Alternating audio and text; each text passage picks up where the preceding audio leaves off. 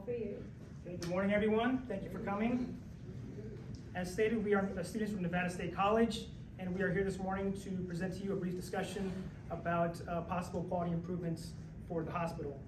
First off, I just want to say thank you to all of you for coming and for having us here, specifically to Unit 2B. If anyone here is from Unit 2B, okay, maybe not, but and thank you anyways for Unit 2B for welcoming us onto your floor for the last several weeks. Also specifically, thank you to Nurse Manager Adam again for welcoming us into your department. It's okay. Just breathe. Okay. I'll try. We're just people. We were you. Long ago. Well, Thank you. like I said, you're being welcome, so thank you. Long Yeah. ago for some of us. Okay. Well, the whole experience has been very educational and edifying for all of us. I think I speak for all my classmates. Yeah, and it's really added a lot of value to our overall nursing education experience. And so, to start off, I'd like to pass it off to Anaí, who will describe to you the basic nature of our quality improvement project. Okay, thank you, Julius. Hi, everyone. So, we were doing, the reason why we did our quality improvement project was because in other clinicals like Centennial, Spring Valley, and other hospitals, we noticed this thing on their floor in front of their pyxis. So we noticed that Henderson didn't have it, so we wondered why, and so we did some research about this thing, and we found out based on our research that it improves patient safety and it helps improve time efficiency as well.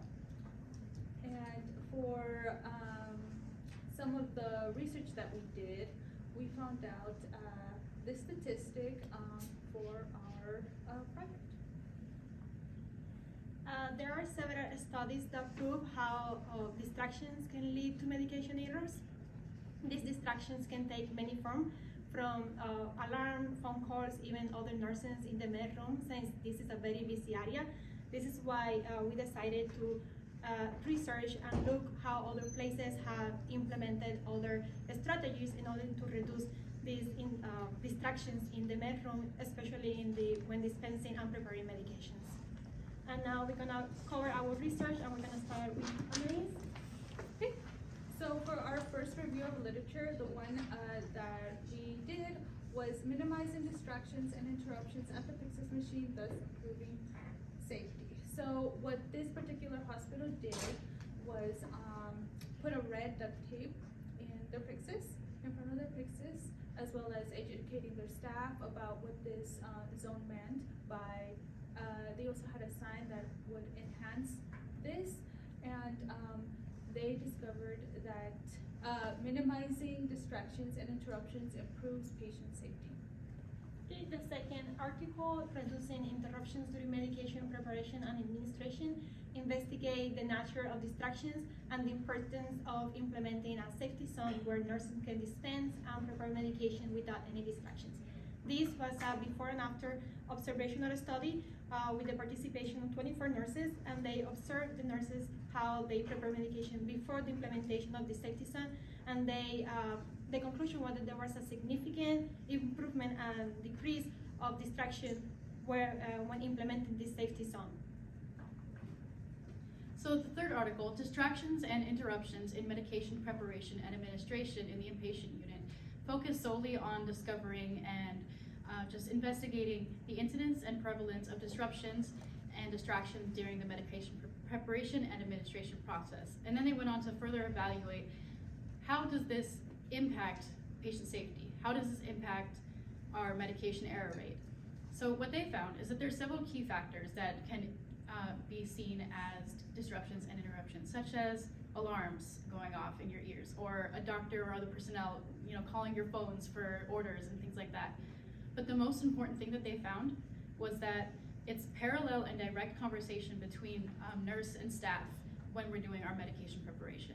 So parallel conversation can involve, let's say, Anaï and Sarah, and I'm over here trying to do my medication, and they're talking between me. It's distracting. But the most important one is that direct one-on-one. So let's say Julius walks up to me and asks me, what are you doing later? And I just like that, I forget what I'm doing. So that is the most important type of interruption that we notice. And so this article asked us, they asked the nursing community to try and discover what type of interventions can we do to prevent these things from happening, because patient safety is the most important thing. And if you don't have patient safety, you don't have anything else in nursing. And so we went on to evaluate which other ways do we have to prevent this from happening, and how can we train our staff to use these tools. The next article is current status and influencing factors of nursing interruption events. They found that the most distractions in the hospital were parallel conversations between nurses during medication preparation. After investigation, this article saw that there was over 26 hours of medication errors, as well as over 4,000 medication interruptions during the medication preparation process. They also researched what was the number one error that happened during medication preparation, which was wrong medication liquid measurements. After the investigation, they knew that it was time to implement a safety zone while medication preparation happened.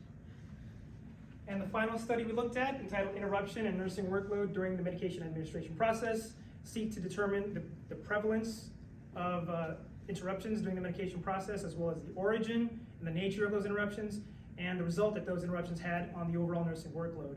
And what they found after observing several timed medication rounds is that by far the preparation phase was the portion of the medication process that experienced the most interruptions.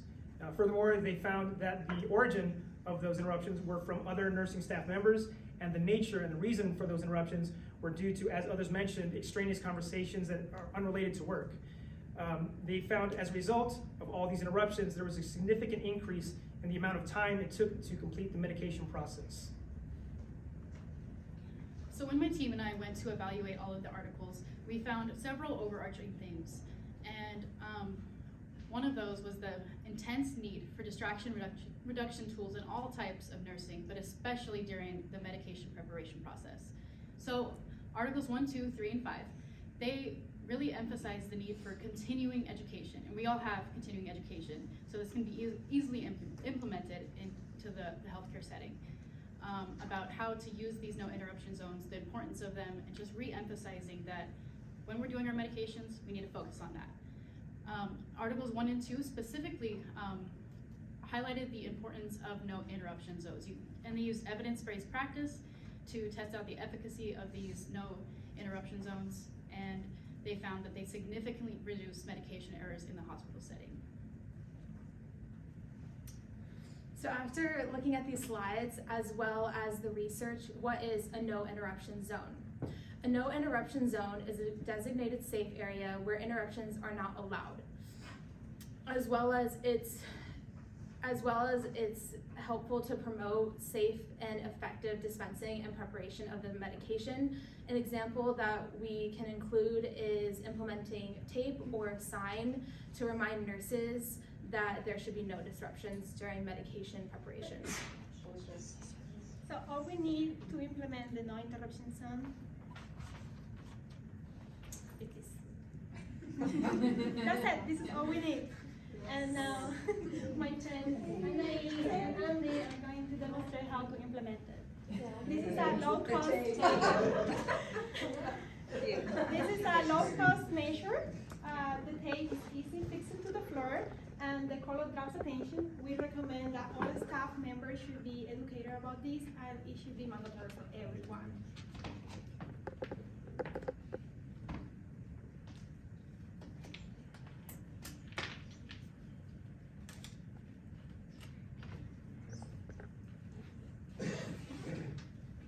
As you can see, you can easily just affix it to the floor around your Pyxis.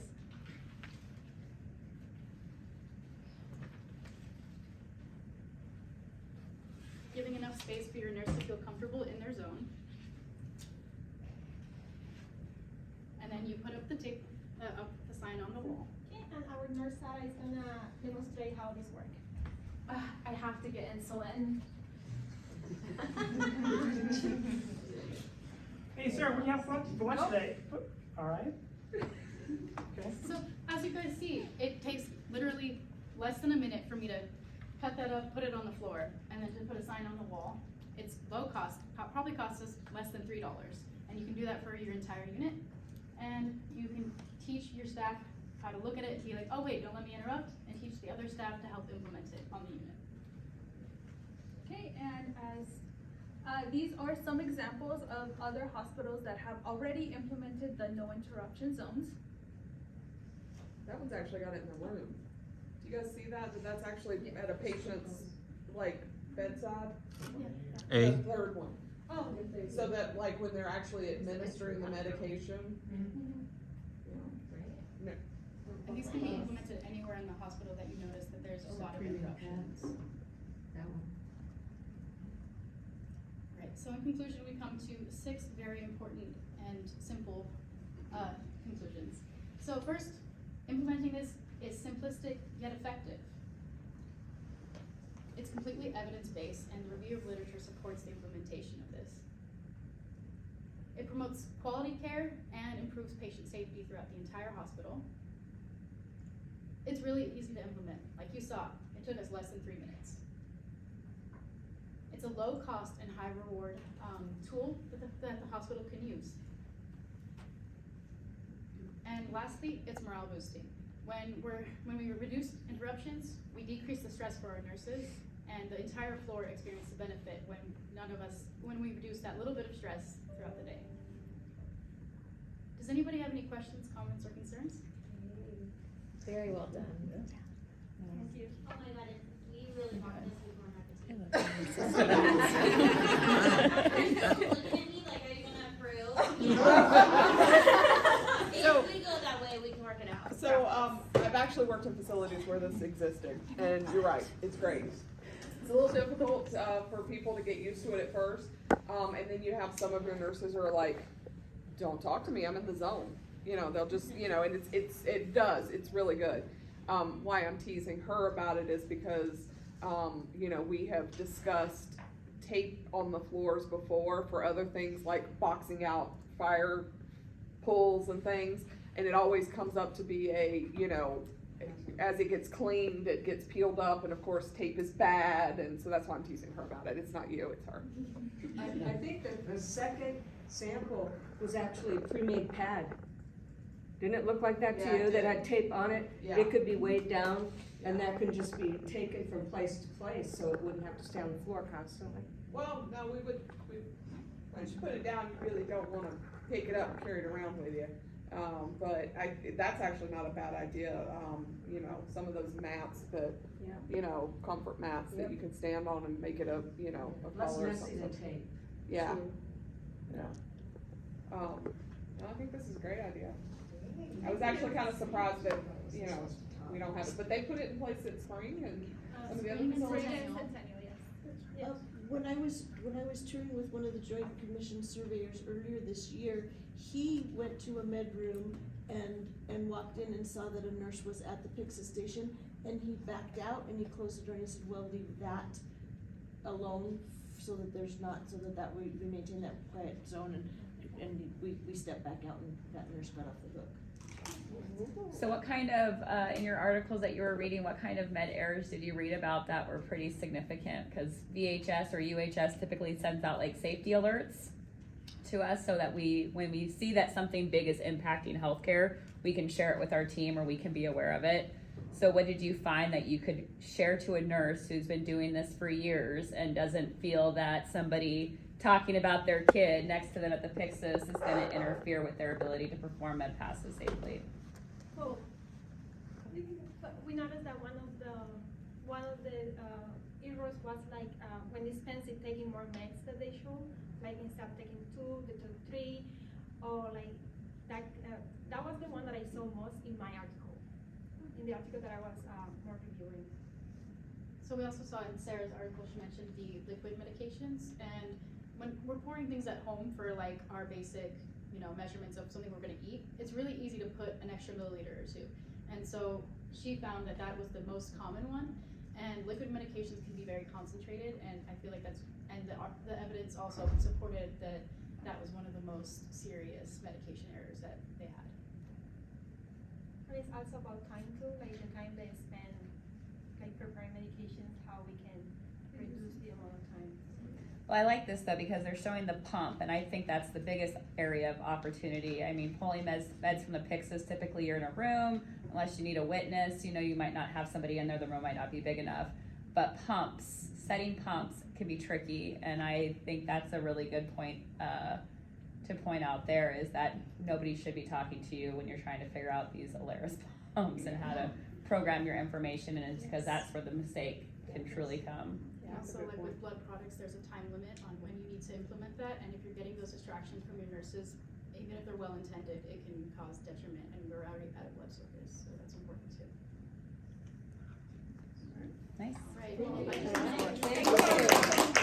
One more. I'm sorry, when you guys were here upstairs, did you notice the nurses being interrupted when they were at the Pyxis or at the pump? Like, did you guys observe that happening? Yes. Okay. Well, the medical is a very busy area, and sometimes I saw like at least 3 or 4 people in the medical waiting, and sometimes they will like, there's 4 people there, sometimes they will be talking. All right, well, thank you, and